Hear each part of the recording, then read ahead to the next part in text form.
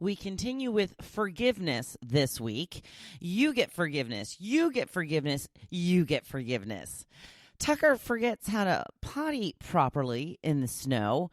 And beware of the Ring camera breach. Welcome to the Hopefulist, a daily talk show hosted by veteran broadcaster Wendy McClure. Join Wendy each day as she shares her life lessons that transformed her from perpetual pessimist to the ultimate hopefulist. The perfect morning show to get you caught up on the day's top stories while sharing insights that will lead to positive transformation and bring out the hopefulist in you. For more inspiration, visit hopefulist.com. And now, here's your host and hopefulist, Wendy McClure. Good morning. It is Thursday, December 12th, 2019. It is day 90 of Gotta Get on Ellen. I was watching Ellen last night with her greatest night of giveaways, and I kept waiting for, I can't remember her name now. I keep thinking it's Janie, but I know it's not. One of the cute little thing. Long dark hair. She was a guest on the show, and somehow she got called up to talk to Ellen, said she was looking for a job. She gave her a job. She's been with her ever since. I keep waiting for her to show up at my door to say, we have a plane ticket for you and Tucker to come and be on Ellen's show.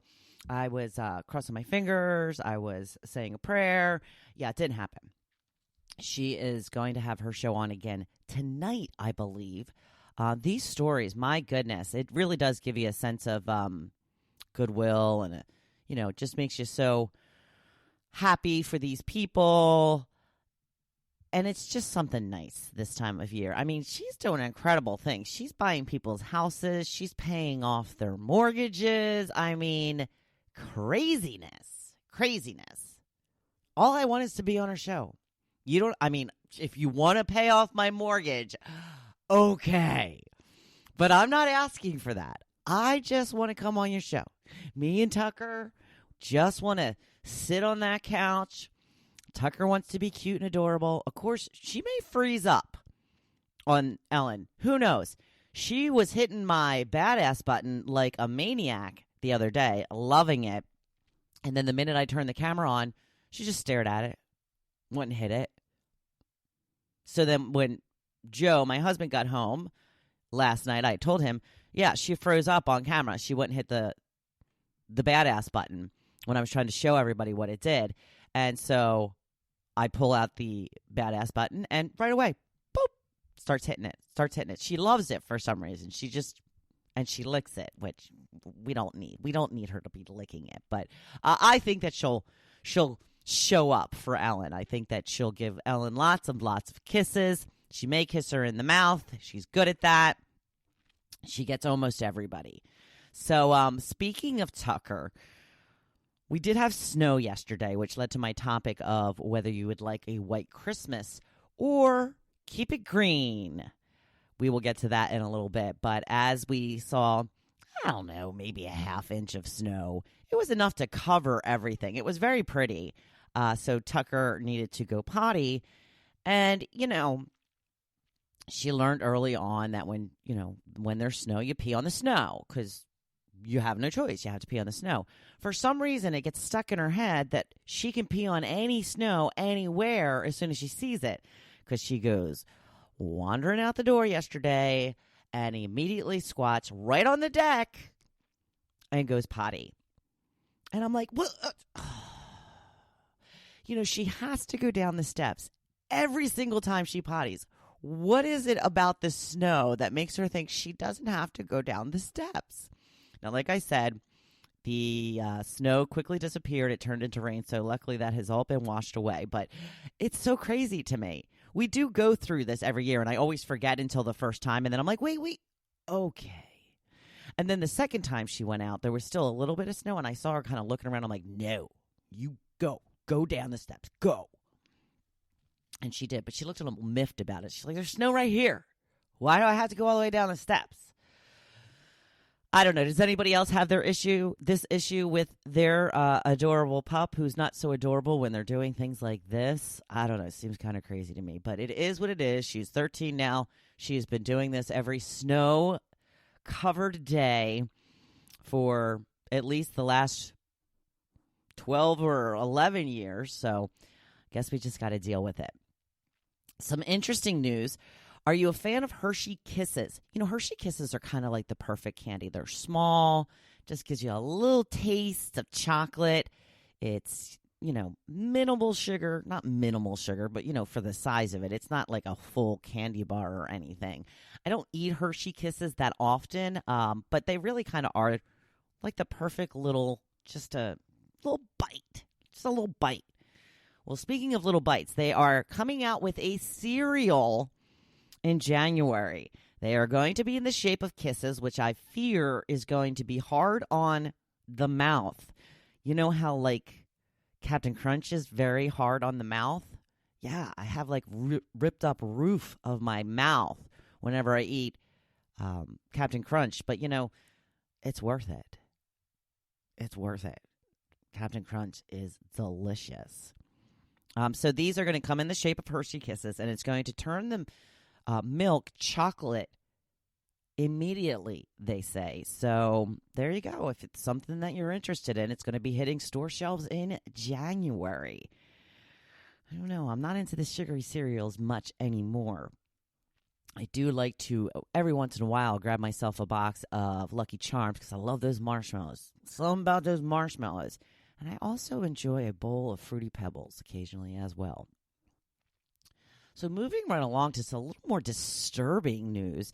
Did you hear about this breach with the Ring cameras? I saw one on the news last night, and then I saw another one this morning. So Ring, as of last night, had come out and said that it had absolutely nothing to do with their product. And they did not say that in the second story. So because, now there's at least two. So apparently this couple had bought a Ring camera. I thought they were just for doorbells, but apparently not because they're in people's rooms.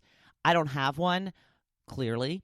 So this couple had decided to get one to watch their new puppy when they were away from the house. And the woman was woken up in the middle of the night. First, she noticed the light go on, which means that somebody's looking. And then she recorded it with her phone so we could hear it. There was a man trying to wake her up, like clapping and yelling, "Hey, yo, I see you. Come on, wake up." I mean, what are they doing? Why wouldn't they just stay quiet so they could, like, watch? Like, in their mind. So she said that she had texted her boyfriend, husband, what have you, and said, "What are you doing watching me in the camera right now?" And he's like, "I'm not watching you on the camera right now."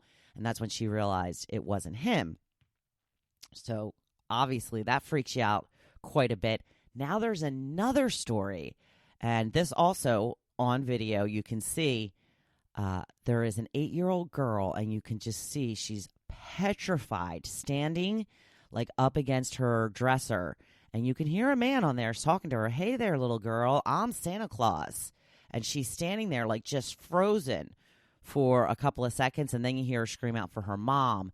What is wrong with people? Scaring people while they're sleeping? Scaring little girls in their bedrooms?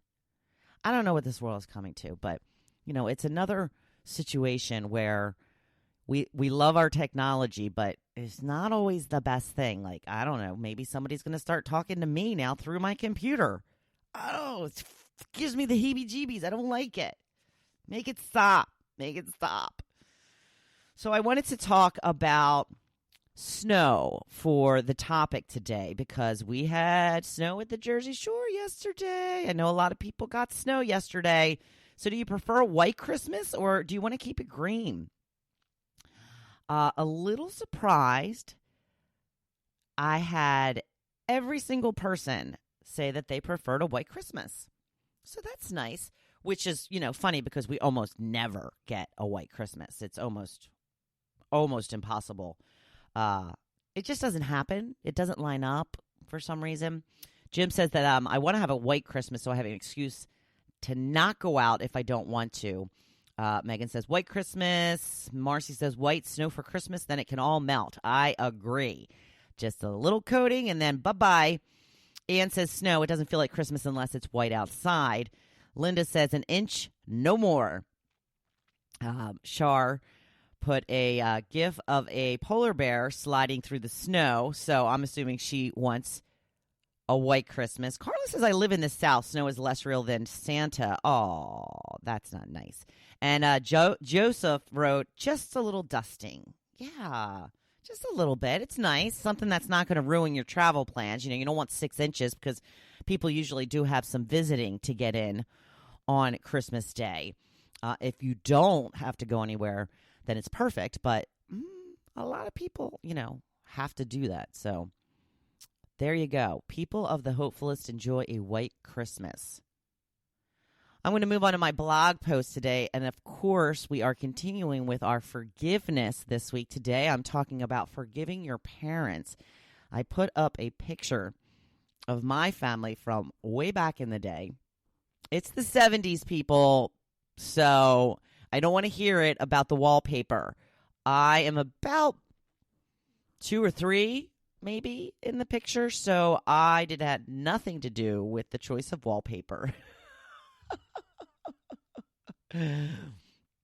But I am the littlest one in the group. I am the baby of the family. But it's a picture of my 2 parents and us 3 kids. And yeah, it's an oldie. It's an oldie. The little outfit I have on is interesting. We'll leave it at that, okay? So as you know, this is a big one for me.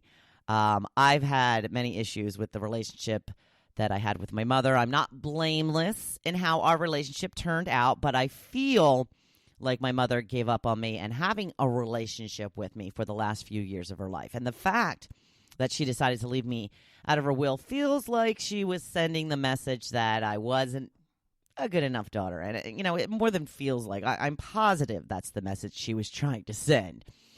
It's extremely hurtful that this was what she wanted my last memory of her to be. And I've been pretty bitter. I've been pretty resentful to these facts, so much so that I wouldn't even consider forgiving her. But I've decided it is in my best interest to try.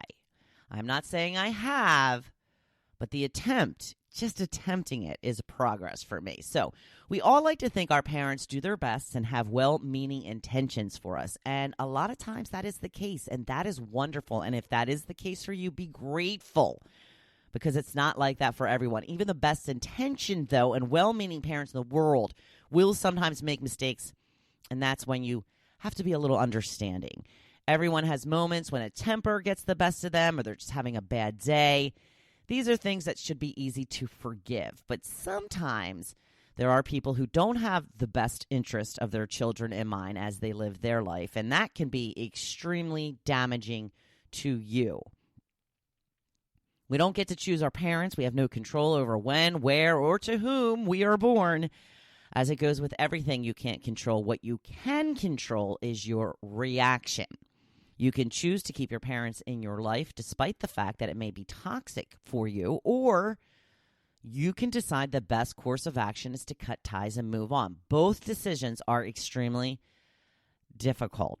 Again, with my relationship with my mother, I never wanted to cut ties. There are times that we went long periods without speaking, but there is this biological desire to have a connection with your parents. As much as I wanted our relationship to be different, I didn't not want to have one at all. Mostly because I was scared of how it would make me feel to know that my mother would let me cut ties. Now that I know my mother would try to punish me after her death, it makes me want to say I should have cut ties. But I know I would have never been comfortable with that. So I just have to be content that I did all that I could to be in my mother's life in some way. Was I perfect? No. Did I make mistakes? Yes. But I tried. So do you feel like you get the shaft when it comes to your parents? Does it bother you every time you see people proclaiming their unwavering love for them on Facebook? It can be sad to watch people bend over backwards for their kids and feel envious over it. Hopefully you can break the cycle with your own children. I know my sister did, and I am super proud of her for it. As much as we have hassled her for spoiling her kids,